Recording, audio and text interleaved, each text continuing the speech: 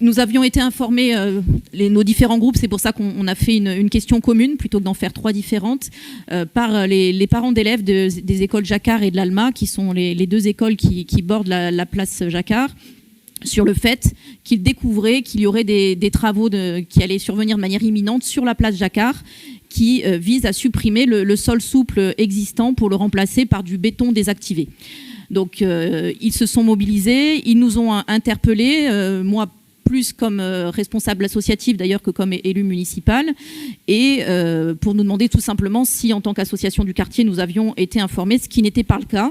Et c'est le premier problème de ce projet, c'est que contrairement à ce que vient de dire Madame Kahn, qui a une vision très belle des conseils de quartier, où je suis d'accord avec elle, dans l'esprit, il faudrait que ça soit le lieu de l'intelligence collective et de la concertation, ce dossier important pour l'aménagement du quartier n'a pas été évoqué du tout en conseil de quartier préalablement.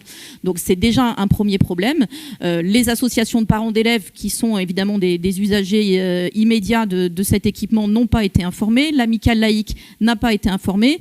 Et les architectes qui avaient conçu cette œuvre n'ont pas non plus été concertés. Donc effectivement, ça a été une décision unilatérale qui pose également des problèmes de fond, puisque en termes d'aménagement urbain, il nous semble que c'est complètement contraire à ce qu'il faut faire aujourd'hui, de faire plus de béton, alors que tout le monde parle de lutter contre les îlots de chaleur, faire en sorte que l'espace public soit plus accueillant. On avait une discussion il n'y a pas très longtemps quand M. Tizy est venu nous présenter le PLUI, où on redisait ces belles idées. Mais là, on va transformer un sol souple en béton. Et donc, on va faire en sorte qu'effectivement, on s'éloigne du projet qui avait été conçu à la base. Les concepteurs, donc les architectes, je reprends leurs mots, disaient qu'ils avaient réfléchi pour faire un espace pour répondre à la problématique de la place Jacquard, qu'on connaît tous, qui est un espace relativement inhospitalier pour les plus jeunes et les seniors, parce que c'est une grande dalle de béton aujourd'hui, qui est très utile, très efficace pour accueillir le marché. Mais en dehors du marché, qui est 3 fois par semaine, mais qui n'est pas toute la semaine, il manquait effectivement un lieu de repos et de jeu à côté du fracas du marché ou du grand vide qui résulte de son absence. Alors en plus, pareil, Madame Kahn, vous disiez... Est-ce que vous pouvez poser votre question, oui, mais s'il vous plaît ? je lis ma question.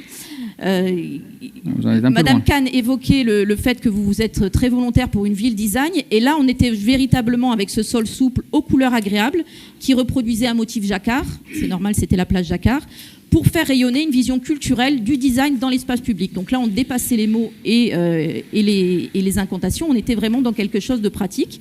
Et on avait permis effectivement de créer un espace qui n'est pas une heure des jeux, je l'entends bien, elle n'était pas reconnue comme telle, mais qui permettait un endroit de rencontre agréable pour les parents, les enfants, les familles, à tel point d'ailleurs que l'Office de tourisme en avait fait l'une des images de la ville à travers une série de cartes postales.